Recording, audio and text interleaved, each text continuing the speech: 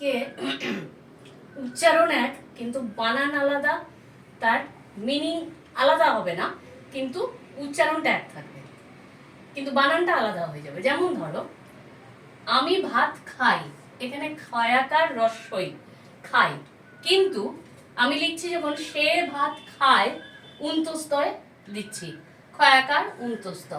দেখো তারা ভাত খায়, পাখি ফল খায়, গরু ঘাস খায়, এখানে খয়াকার উন্তস্ত। ঠিক আছে।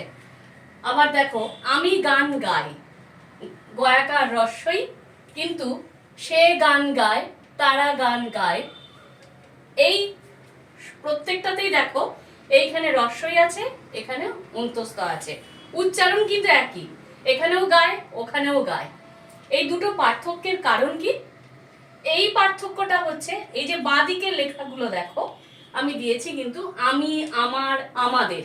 ঠিক আছে, আমি, আমার, আমাদের, অর্থাৎ বাংলাতে হচ্ছে প্রথম পুরুষ, ঠিক আছে, বা ফার্স্ট পারসন, এই হিসাবে কিন্তু এটা হচ্ছে বানানটা এইভাবে হবে। আর যখন থার্ড পারসন বা সিঙ্গুলারিটি হোক যেটাই হোক, তৃতীয় ব্যক্তি, আমি ছাড়া অন্য যে কোনো তৃতীয় কেউ, তখন সেটা হয়ে যাচ্ছে এই বানানগুলো। ঠিক আছে, অন্তস্থ। তাইলে এখানেও দেখো আবার আমার কলম চাই, ঠিক আছে, চয়াকার রস্বই, কিন্তু দাদা কলম চায় অন্তস্থ। আবার দেখো আমি টাকা পাই নাই, পাই পয়াকার রস্বই, আর সে টাকা পায়নি অন্তস্থ।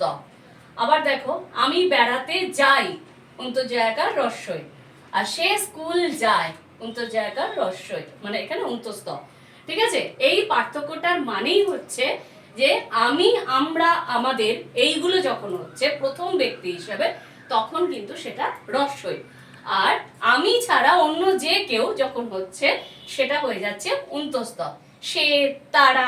ঠিক আছে, বা কোনো পাখি, এই যে পাখি ফল খায়, গরু ঘাস খায়, এই যে ব্যাপারগুলো, এটা আমি কোনো বাংলার পড়ানোর জন্য বলছি না, এখানেও কিন্তু আমাদের কবিতা বা আবৃত্তি করার জন্য প্রয়োজনীয় জিনিস যেটা, সেটা হচ্ছে এই যে রস্বই দিচ্ছি যখন, তখন কিন্তু খুব ট্রেসফুল বলছি, খাই, গাই, যাই, এই যে রস্বইটাকে আমি কিন্তু জোরে বলছি।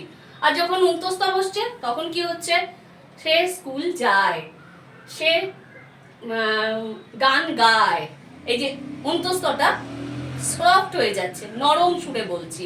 এই দুটো পার্থক্য, এই দুটো বলার পার্থক্য মানে কারণই একটাই, যে আমরা যখন এটা লিখবো, খাতায় লিখি যখন, এই বানানটাও যেমন আমি সঠিকভাবে শিখবো, আমার উচ্চারণটাও সেইভাবে সঠিকভাবে হবে। ঠিক আছে, পয়াকার রস্বই যখন বলছি তখন জোরে, আর অন্তস্থ যখন বলছি তখন সেটা সফট হয়ে যাচ্ছে, নরম হয়ে যাচ্ছে। এতে আমার লিখতেও, মানে লেখার সময় কোনো ভুল হবে না, লিখতে গেলেও আমি সঠিক বানানটাই লিখবো। ঠিক আছে।